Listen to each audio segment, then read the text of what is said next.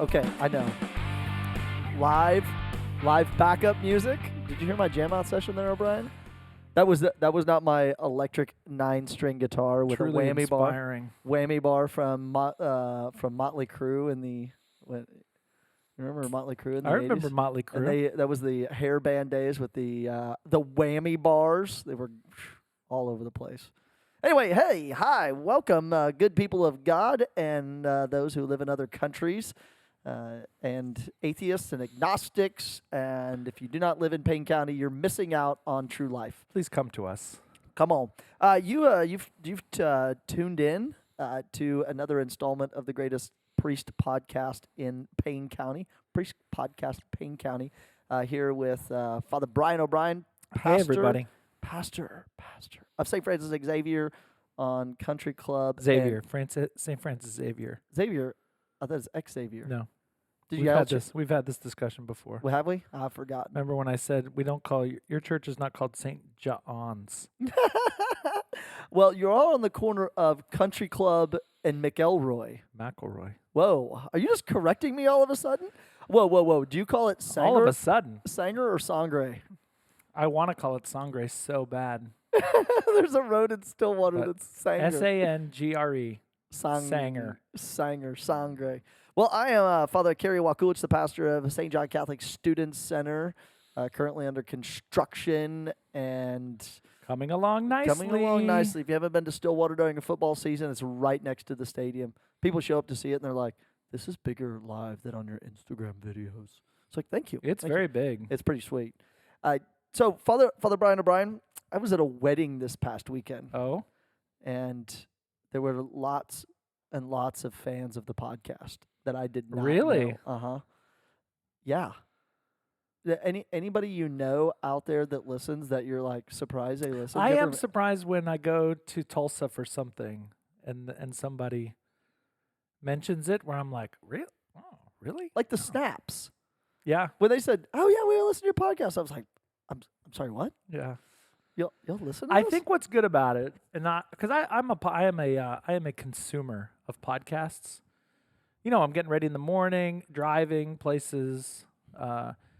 I think most podcasts are too long.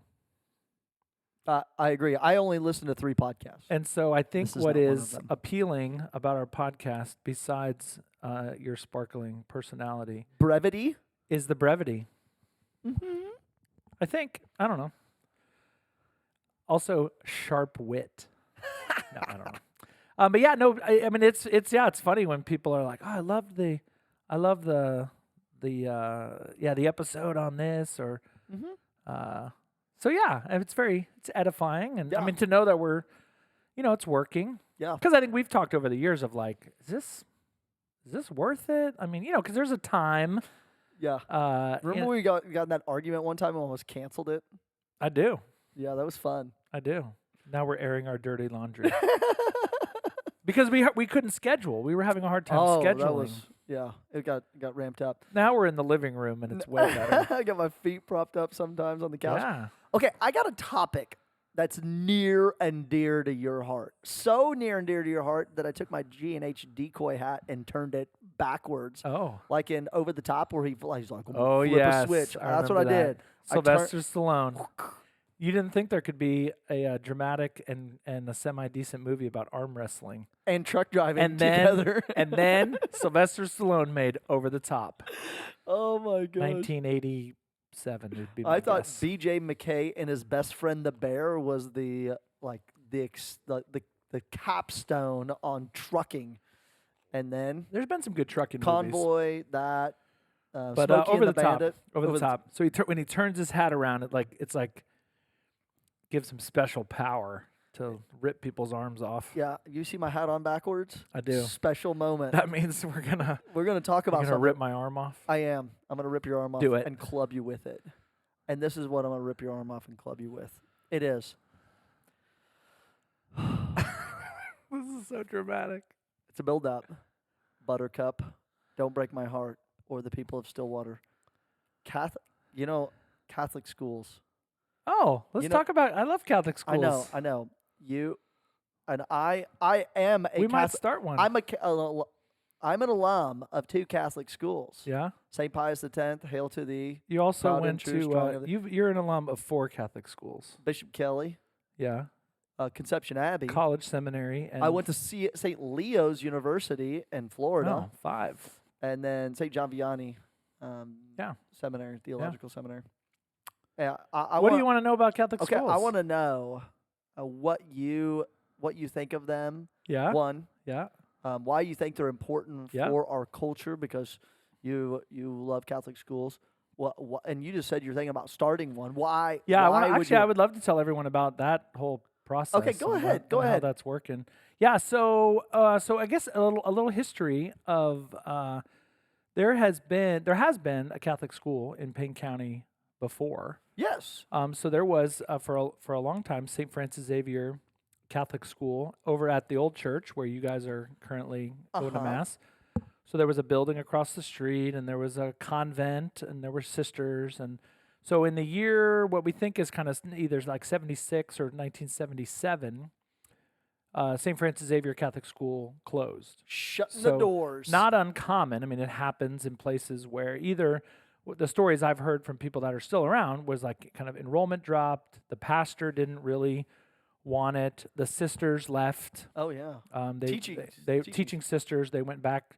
They were sort of called back to their order in Wichita, and so when that closed, there was a lot of hurt feelings, a lot of hard feelings. Oh, I get But it. anyway, but it closed, and so since whatever the late 70s, there has not been the presence of a Catholic school here in Stillwater.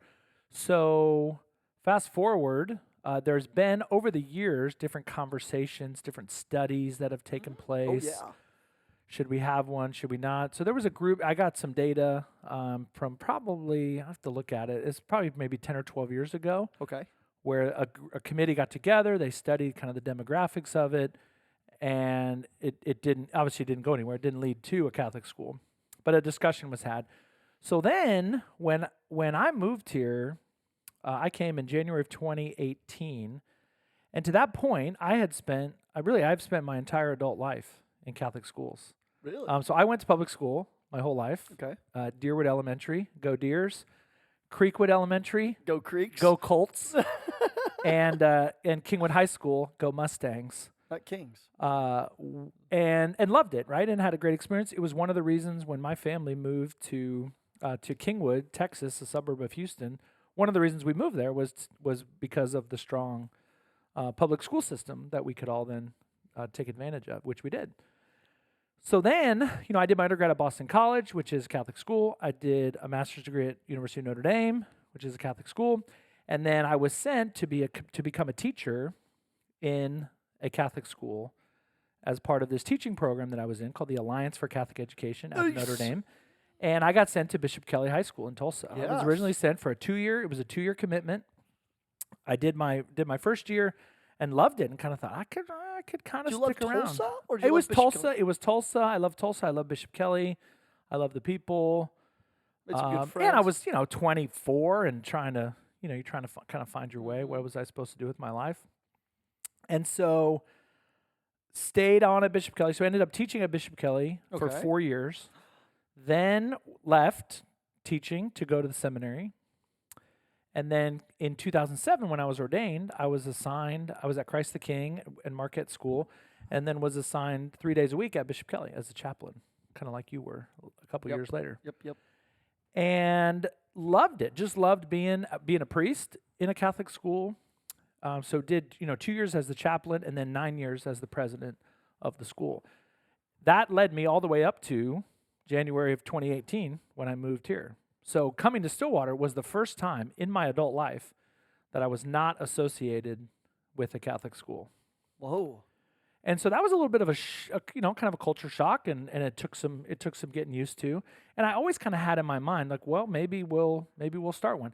There were a lot of people when I moved here, not a lot of people, but some people who said that because I got moved, I'm the Catholic school guy, which I'm not. I love it. I love it, but that's not my whole being, But people who said he's coming to Stillwater to start a Catholic school.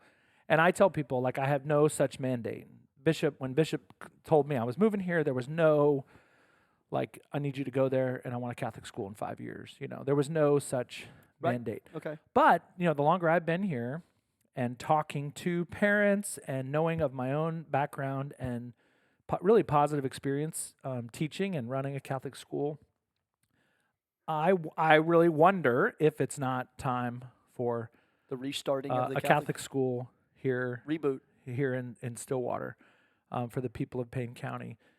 And there's a lot of obstacles. If you ask priests, and I actually did, I sent a little note to just probably about 20 priests that I know. I was not included in that. I just wanted... Because you're not a pastor of a Catholic school. Oh, that's why. You are a pastor, but not of a Catholic school. And I just said, hey, we're talking about starting a school. Like, it basically was like, what advice do you have? And then the other was, if you could start a school from scratch. Oh, yeah. What would what would it look like? And the responses have been really interesting. A lot of guys who said, it's been so good for our parish and I love being part of a Catholic school, but then a lot of caution. One priest said, having a Catholic school at our parish has been like the biggest source of heartache because of the finances. Because we with our parish has this debt, but it seems like all the money is going into the school, and so the debt just stays and grows, as opposed to paying it down. That's frightening. Others who said it leads to kind of a lot of HR. You just have more people, you have a bigger staff, and more building maintenance, and several mentioned parents, kind of today's parents can be a little more involved. Sort of helicopter. People talk about helicopter drone parents, and people being more demanding, more consumeristic. They love their Catholic school to the extent that the Catholic school does what they want. But when it comes, okay, we don't like that anymore. Now we're leaving. So loyalty is sort of allegiance to it. So there's all kinds of reasons, not to do it. But then, I look at, well, what's the benefit of a really good Catholic school? And ultimately it comes back to what we're trying to do in the parish, and that's to evangelize Payne County for Jesus Christ and his church. And could a Catholic school be another means by which we could do that? And so we're gonna explore it. We just signed a deal. We're gonna do what's known as a feasibility study. Okay. So we've hired a gentleman named Dr. Kurt Nelson. I know that guy. He is formerly lived in Oklahoma, OSU grad. He was the principal. I first met him. He was principal of St. John Catholic School in Bartlesville, and then kind of worked his way up. Was eventually the superintendent of Catholic schools in the Archdiocese of St. Louis, which is a big job. That's a big school system. And then now is a professor of education at Marian University in Indianapolis. And so he came recommended to me from some other principals and priests, and this is what he does. He helps. He does feasibility studies. He helps schools make good decisions, either to open, like we're talking about, or in some cases to close. The town has depressed, or the finances just aren't there.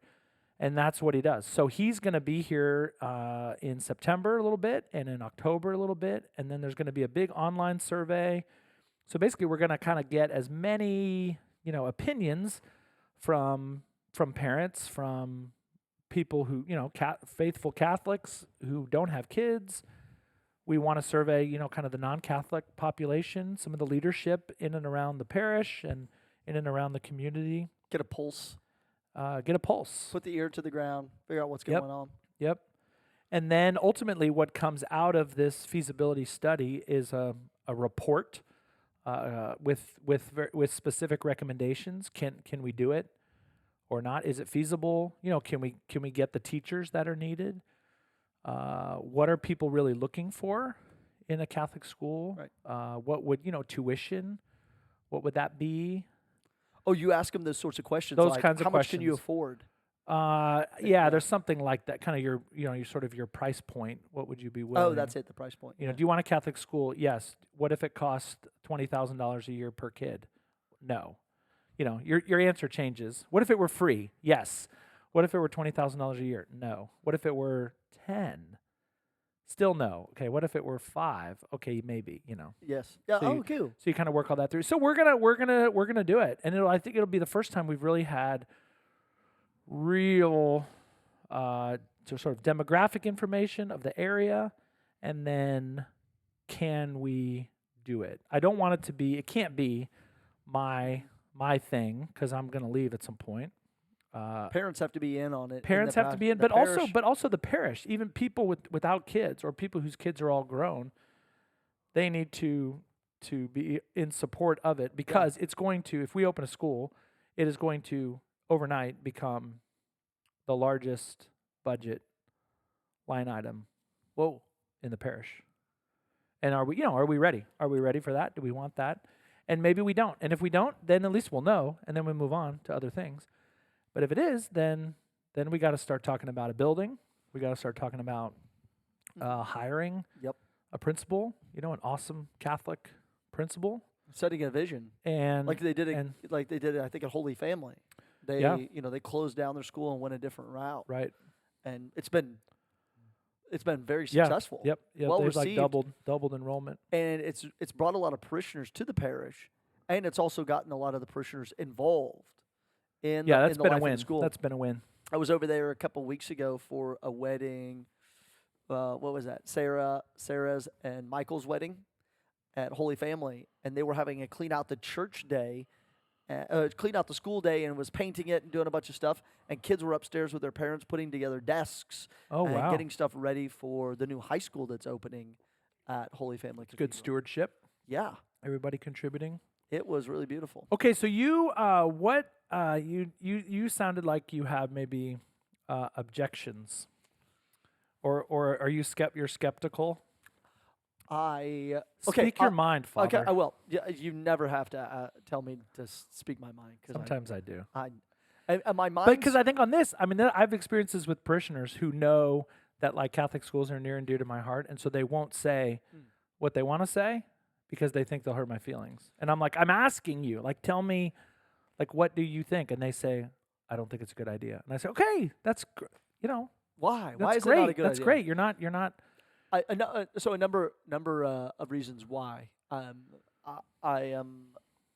Well, when I came here to Stillwater in 2016, the school system, I was always told by people, when I asked, I had those listening dinners in the parish hall at Old St. John, and I asked the question, like, tell me about the local schools around here, because I don't know nothing. And they said, our schools are really, that was the thread that went through there. Our schools are really excellent, great curriculum, the faculty and staff there's great sports programs. We feel like we can live out our faith in college, in high school. Yeah. And I think that is switched in the last probably 6 years because of you. I think it's not me, but the transgender moment that is going on. Oh, right that's now. definitely been a thing. And the education systems and the curricula coming in and the books coming in, and what's being fed to young people, and we've seen it at school boards around the country. People are like, hey, I don't trust, the doubt of a good school board, teachers in the schools is under scrutiny right now. So I think that in the city of Stillwater, that things have happened here in the city of Stillwater that have moved people away from the public schools to more of the looking church of for religious different alternatives. Because we have one here in town. There's one up by Sunny D. No, that's not right. Sunnybrook. Thank you. Yeah, Stillwater Christian School. Stillwater Christian. So we have four Catholic families that are there. Yeah. So there's people that are sending their kids to these schools. Okay. So one, I think there's an advancement where I was originally reluctant. So there's a win in your category. W. O'Brien. The downs. I think one of the downsides is it actually has to be Catholic. We can't do this hootenanny crap of like, oh yeah, we're going to be like teaching some of the sacraments. I like watch engineering students spend all night learning how to build bridges, and I ask them, why are you learning all this math to learn how to build this bridge? And they say, well, if I build a bridge wrong, people die. And I would say, if you teach the Catholic faith wrong, you don't just die a physical death, you die a spiritual death. What's And the difference between a true Catholic school and hootenanny? I think the To be hootenanny. specific. I think the hootenanny is that people really don't want to be saints. They just punch in a ticket and getting some money and making some, and they feel like they can teach whatever the heck they want. And it's like, no, if you teach the wrong things, this is the purpose of the Catholic school is to lead people to encounter Jesus Christ and enter His kingdom. And if you're teaching the contrary to that, then don't come in here. Either the contrary or what you see in a lot of Catholic schools is it's a public school like with an hour of religion. Yeah. Thrown in. It should be all woven together. Yeah. Like I don't want you to like, okay, so today in calculus, we're gonna actually like, do the math for the feeding of the 5,000. I don't want you to like bring like it's all got to be Bible land stuff. Right. I want you to teach real Catholic science. I want you to teach real Catholic literature. I want people to learn the classics, learn the beauty of our Catholic faith, not start with speculative everything. And I think that's sometimes the starting point of faculty in a school is they bring in stuff, textbooks. Like there was a textbooks at Bishop Kelly, and I was sitting in one of the history classes, and I was like, well, this is wrong. Yeah, Like- stuff on like the Protestant Reformation. Yeah, like and- there was this Dominican preacher. And if you read the history on that Dominican preacher, I mean, the guy is a piece of work. But also there were kings and like little fiefdoms that were all supplying cash. And, so, Yeah, no, you can see that in like more secular history books, science books yeah. that teach something contrary to Yeah, the Catholic faith. it's always like the winner gets to write the history. Yep. And I love it that the Bible is the losers wrote the history. You Yeah. know, like the 12 Yeah. apostles write about how they doubted Jesus' resurrection. Even the women went to a tomb on that morning, on resurrection morning, to anoint a body. That's proof that they didn't believe in the resurrection. Yeah. So one is, so you got to win because I think the culture's changed. There's a loss in that. Why don't we just have parents teach the kids the faith, the truths of the faith? Because parents are the first teachers of the faith. They are. And parents should primary be educators. That should be pushed on them. Like, hey, you need to be teaching the faith to your kids. If you're going to teach them how to write and you're going to teach them how to use the bathrooms inside, then teach them the beauty of the faith. Yeah. And don't teach them to like reject it as soon as they step foot on a college campus. Because that's what happens. Like kids are like, I did it just for a grade. That's another downside. Yeah. The religion just becomes a grade. Another loss I think is like as you're forming young people, the public schools become a real like battleground because you're bringing a gospel in and your teacher has a different gospel. We talked about this a couple weeks ago. Do you actually take Jesus seriously? Like when we take him seriously, it's like, well, there's martyrdom, there's betrayal, there's loss of grades, there's blessed are you who are persecuted for the sake of righteousness. So I would look at some of those and just see like, and then the third one is, can you, and this is not demeaning to anybody in the city of Stillwater, can you get the faculty you want? Yeah, no, that's definitely a big factor because I mean, if you look at really great Catholic schools, there is you have to have really strong leadership. That's principled, that's well formed, and I think that's where when I was Bishop Kelly, we always had, okay, we got this math spot to fill. Like, who's out there? Or it's 2 weeks before school starts or a month before school starts. How are we going to find somebody? And you end up having to make some compromises to kind of fill the spot. Right. And so the smaller your school is, that's the better off you can be. But one of the things, there's a great little book called The 5 Marks of a Catholic School. Okay. And I just want to go through them because they're really interesting of kind of what makes a school Catholic. So the first one is that inspired by a supernatural vision, right? Where are we going, right? The kingdom of God, baby. It's all about heaven.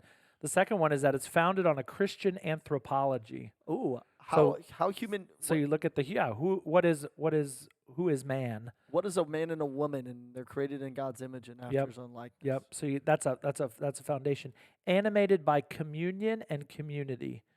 And I think this is what a lot of people experience of a Catholic school. There's a little community and we're all together and we're, but is that true among the faculty? Is that true among the families?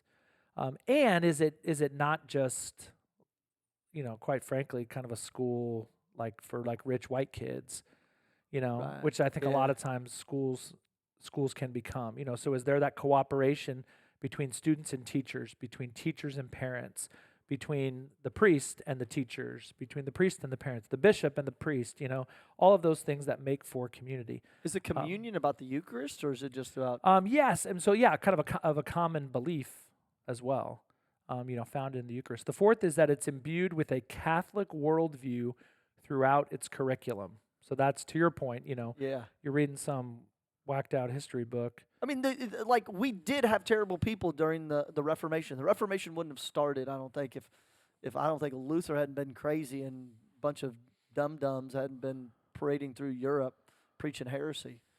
And then the last one is that and this is, I think, what to your point about faculty, it's sustained by gospel witness. Yep. Yeah. That you have to have people. I mean, we do this on our staff and kind of in and around the church. You have to be able to hire committed Catholics, and who give what the book calls a transparent witness of life, that it's just evident from their very existence that Jesus Christ is the center of their life, and everything gets built around that. Whether they're teaching PE or math or science, or they work at the front desk, or they're the school nurse, or and that's hard. You know who? That's hard. I've seen over the probably 20 years I've been back here is Miss Sproul at Holy Family Cathedral. Trish Spurl. Sproul. Yeah. I admire her greatly. Yeah, she's just a saintly, holy woman. Yeah. And she's been the gym teacher and whatever at Holy Family Cathedral. Yeah, through all the ups and downs and pastors, Yeah. life changes, her Yeah, kids. yeah. I had her daughter at TU. Yeah. And I love that. I mean, that's but so you're we're gonna, if we start a school here, how do we how do you find 12 of her or him or hers. Yeah. Yeah, you have to pull them in from schools all over the place. Right. And so is that possible? So that's what September, October, November we're going to really be looking at here. And then we'll know. And then really, I mean, and I'm really open either way. Would I love a Catholic school here? Yeah. I really would. Yeah.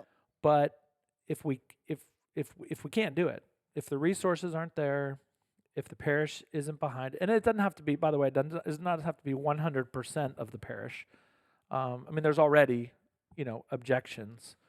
People ask me, young families ask me after Mass, hey, Father, when are we going to start a Catholic school here? Yeah. I was like, that ain't my job, girl. Yeah, send them my way. And that's where I have a lot of those discussions with younger families who are saying, yeah, I'd love to have one. But then, for them, what kind of school do they want? Financially, what are the ramifications of that, both for the parish, but then also on an individual family? If it is $10,000 a year, how many people can do that? Yeah. If it's 5,000, probably a few more. Plasma Center on the Strip. I love it. So anyway, we're just be on the lookout, people of Payne County. There'll be a survey coming your way, Yeah. and you'll get a chance to give your input. But anyway, more to come. If you want to know more about it, you can just Google the 5 marks of a Catholic school. Well, yeah. 5 marks, and it'll go into detail of kind of all Ask that me my stuff. opinion. I'll tell you. But yeah, so just pray. Let's pray and just ask the Holy Spirit to guide us and give us wisdom, so we can make a good call either way, and then keep right on going. So that's it. Brother. That's all we got today. We'll be seeing you down the road. We thank you for listening. God bless. Peace.